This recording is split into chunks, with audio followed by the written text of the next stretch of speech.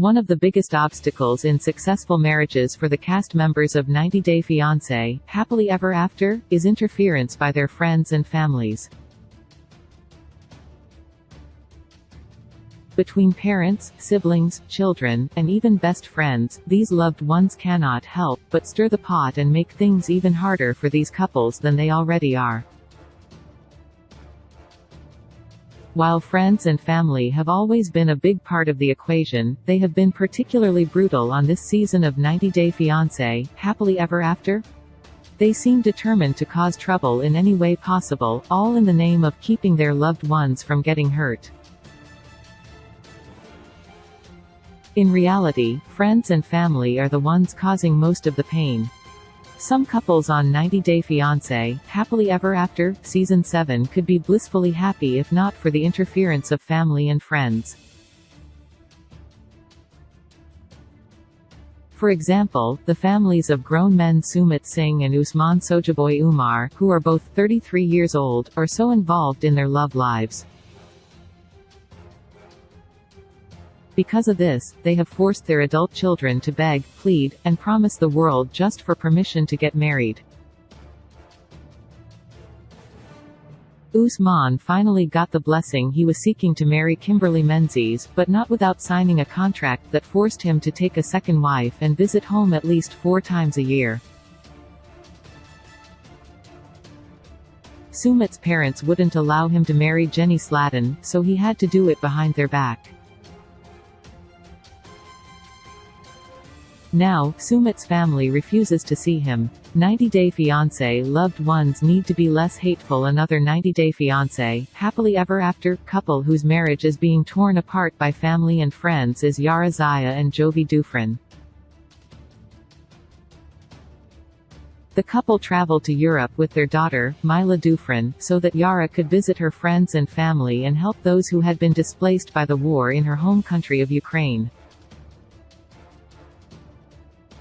Since she arrived in Prague, Yara's mother, Olga, has been in her ear about staying in Europe with Mila and letting Jovi go back to the U.S.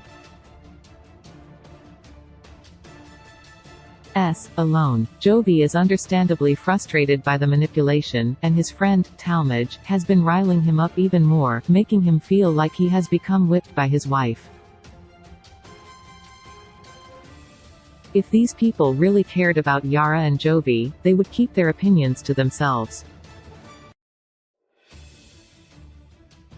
90 Day Fiancé relationships tear families apart. 2 other couples who are being pulled in multiple directions by family and friends are Ed Brown and Liz Woods, and Andre Castravet and Libby Pothest.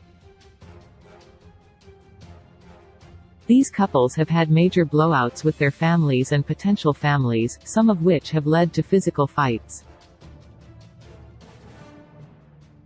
Ed's mother is currently not speaking to him because of his engagement to Liz.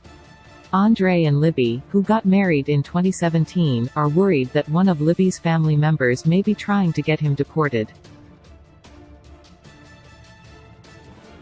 There is just no feeling of support or safe space coming from friends and family in any of these 90 Day Fiancé relationships.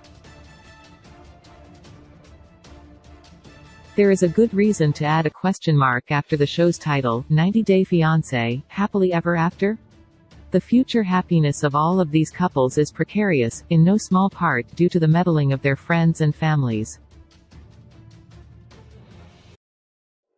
There are already enough obstacles in place for couples from different cultures trying to navigate long-distance relationships. However, the people who are supposed to love these 90 Day Fiancé cast members are pulling them in all different directions, and it is certainly not helping at all. Friends and family need to be loving and supportive, and stop putting their own needs first.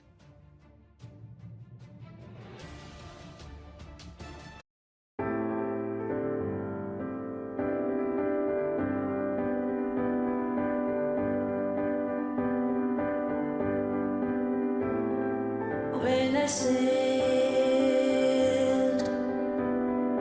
I needed